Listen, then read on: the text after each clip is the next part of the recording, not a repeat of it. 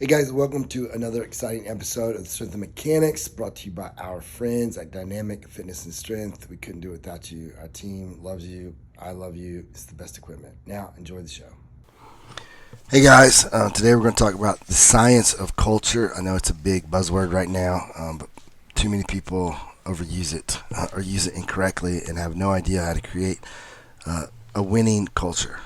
And by winning, it's not necessarily just winning games, but we'll get more of that later. So we're going to talk about creating a winning team with a scientific approach.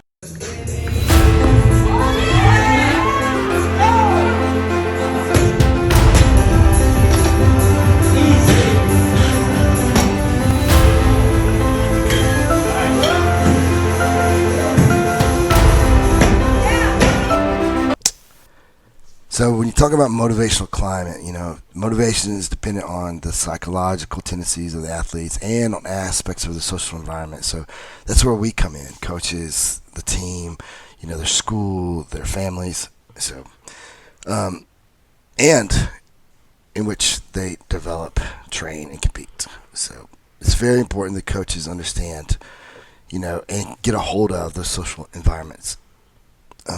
There's behavioral patterns. There's people who seek out challenging competition. They seek out people who seek out weaker competition, or they seek dominant competition of which they have no chance. And we're gonna define this person a little bit better later on. Try hard in practice, or people who go too easy. Some people live up to potential, and most often constantly underachieve. That's the one. We always have that athlete that could have been this or could have been that. Let's talk about how we can make sure that they actually end up being X.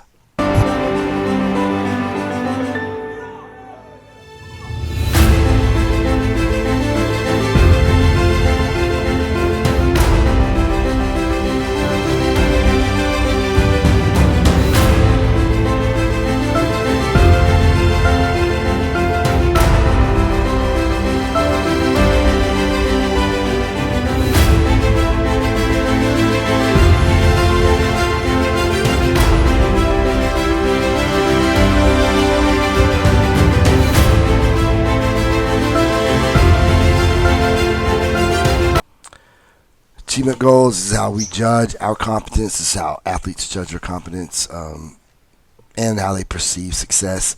There's a task involved way of looking at things. So they're looking at gaining skill or gaining knowledge. They want to exhibit effort. They want to do their absolute best, and they just want to get a bit better every practice, every competition. And then there's the ego involved. Where their accuracy of their ability is what motivates them, and that's how they feel competent. And so the demonstration of superior competence is the way they feel good about themselves. They want to be the best in the room or the best at the competition.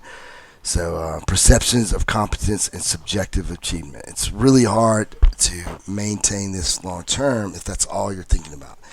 Always comparing themselves to others. Now, before we go on, and be clear that if you want to be a world champion or you want to go to the NFL, a little bit of each is going to be necessary. But task involved is where you're going to want to spend the most of your time.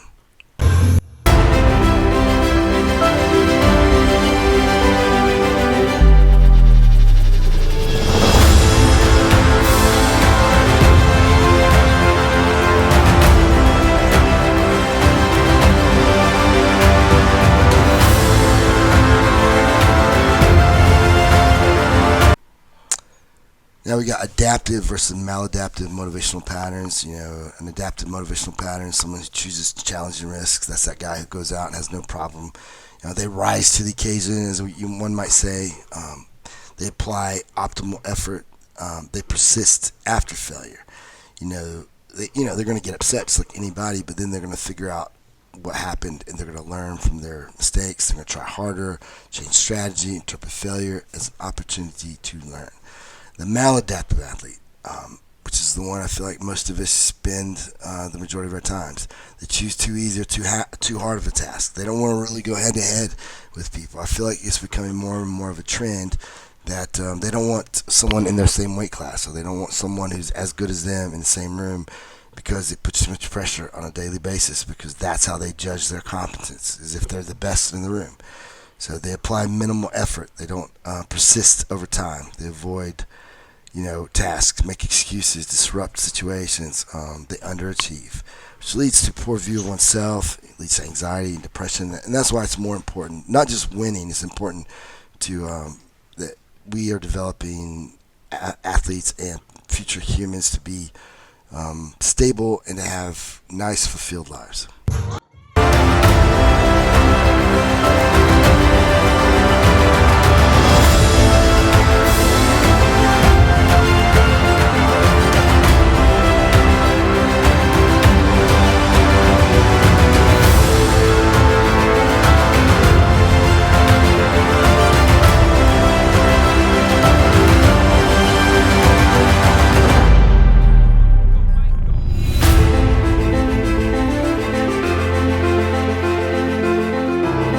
So coach's role in all this, what does the coach put emphasis on? Do you put it on talent? Do you emphasize winning?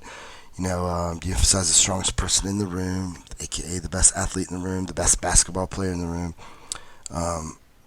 Which causes inter squad rivalries and a perception that coach only cares for the most talented.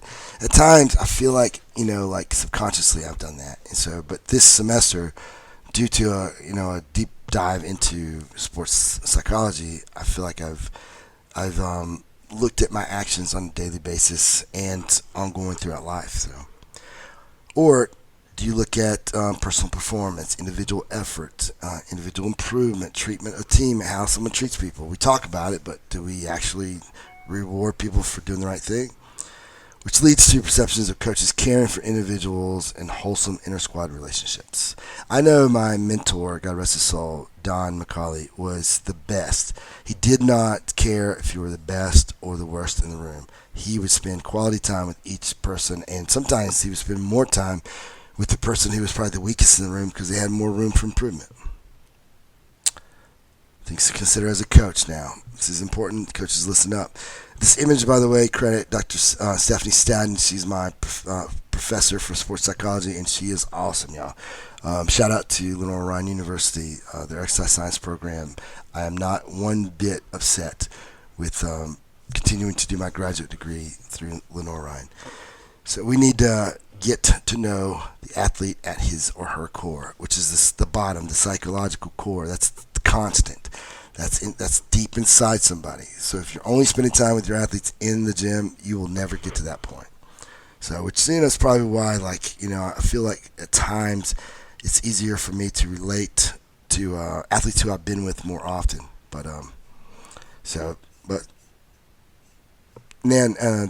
that's why I'm not 100% on the archetypes and conscious coaching.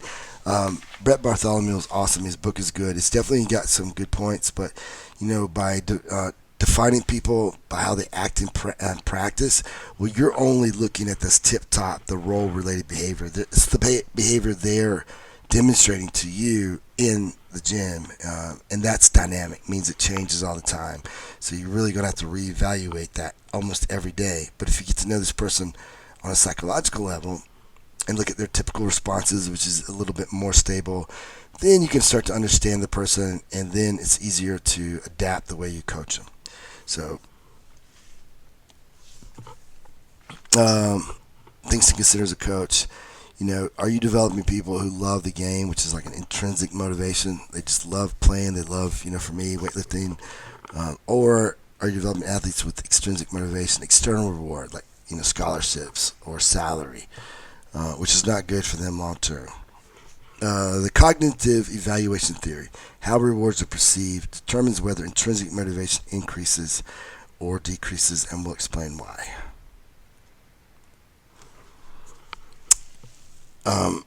Are you controlling or informational in your rewards? So with controlling, or what they say locus of causality aspects, if a reward is perceived as external control, intrinsic motivation goes down.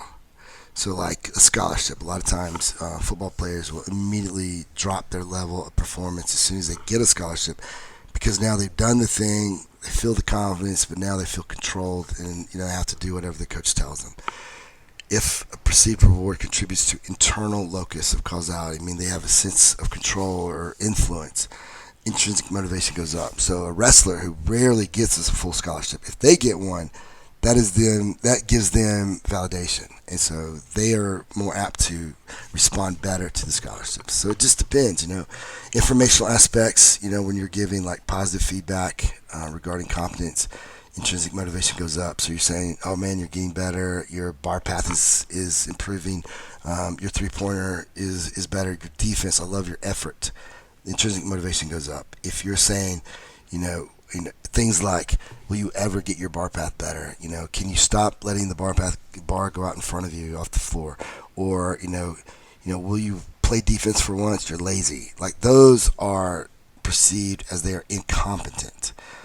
Even though you might be thinking you're calling them lazy because they have the ability to play better defense, but that person perceives it as incompetence, and intrinsic motivation goes down, and now they start they start being more or less. They have a less love for the game.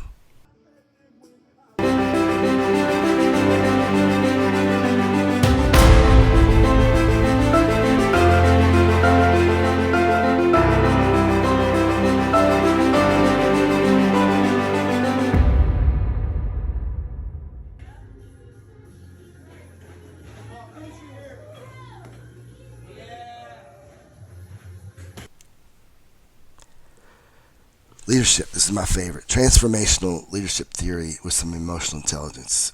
These are the 5 steps for leaders to provide solid leadership. And that goes for the coaches and your team leaders. So lead yourself first. So whatever your values and actions are, whatever your values are, actions should match that. Identify standards of operation not to be deviated from.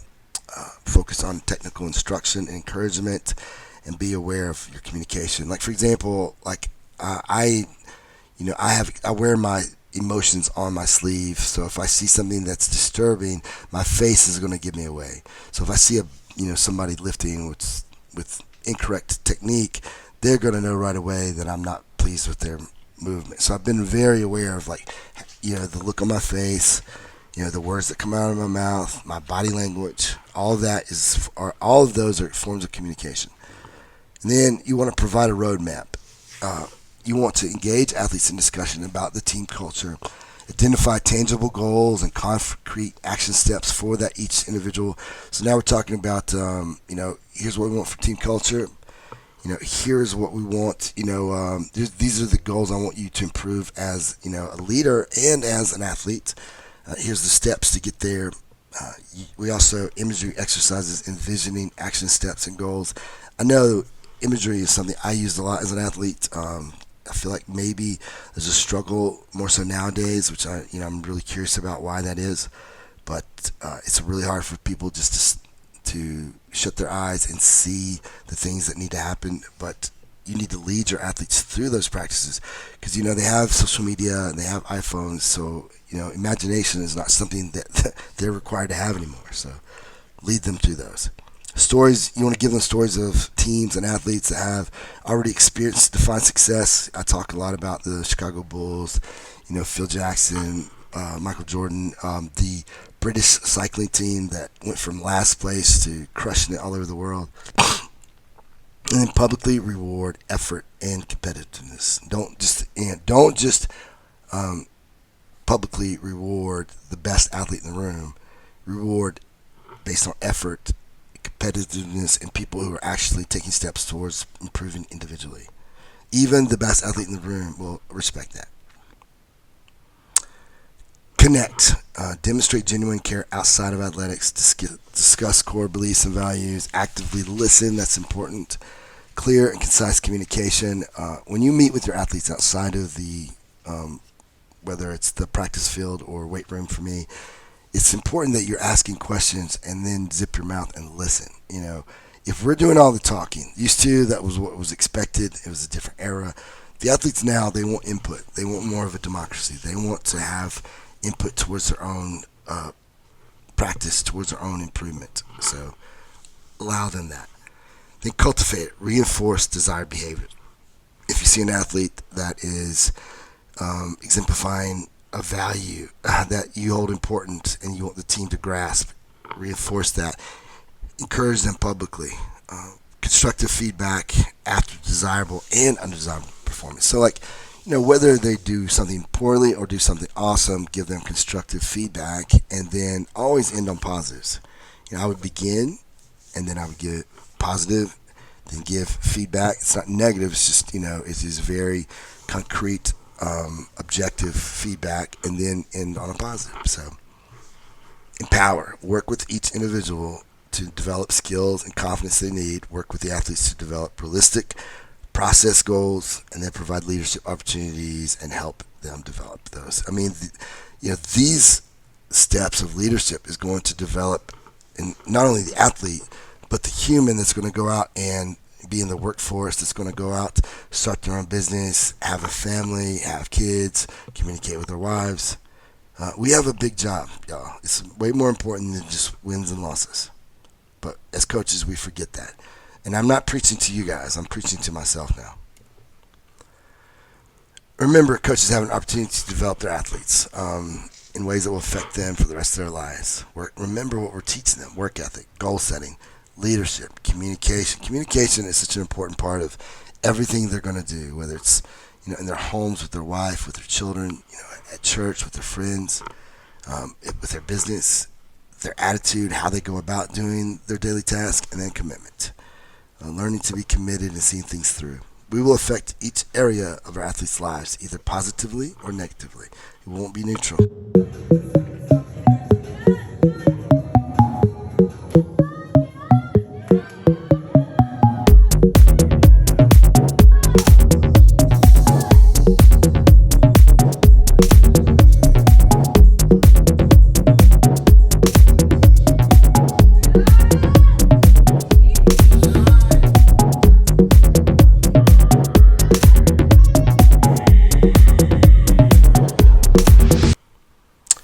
End with Pat Summitt's Definite Dozen. Probably don't know her. She was the great women's basketball coach for the University of Tennessee from 74 to 2012. 4 national championships, over 1,000 wins. One of only 4 coaches to be over 1,000 wins. So she knows what she's doing when it comes to running teams. So respect yourself and others. Take full responsibility, guys. Listen to that. Everyone says that, but rarely do people actually take full responsibility for their actions and the things that they do. Only then will you start to be able to reach the goals you want. If you're always placing blame, if everywhere you go you seem to be blaming everyone, sometime you need to look yourself in the mirror and ask yourself, what is the common denominator in all the aspects and all the events of my life? Me, you. So develop and demonstrate loyalty. It's super important. I know that one trait has helped me throughout life immensely. Learn to be a great communicator. Something I still, I feel like I communicate with some and some I don't, and so I'm working on being very fair in my communication skills and open and clear. Discipline yourself so no one else has to. Make hard work your passion. A lot of athletes have no problem with this. Some do. Don't just work hard, but work smart. Put the team before yourself. Make winning an attitude. It's just what you do. Be a competitor. Change is a must. If you're afraid of change, you're going to struggle throughout life. It's just the way it is. Then handle success like you handle failure. Learn from both. What did you do to get that success? What did you do to earn that failure? All you're doing is learning. And be humble in whether you win or lose. This is the book that I'm reading in our sports psychology class. It's awesome. So go get it, read it. It's pretty easy to read. It's great points. And I just want to once again give a shout out to Lenore Ryan University. Dr. Stephanie Staden, you've been a huge blessing in my life. If you guys want to get your your master's in exercise science, Lenore Ryan University, it's online, but I promise you will learn things that you will use for the rest of your life, and if you're a coach especially.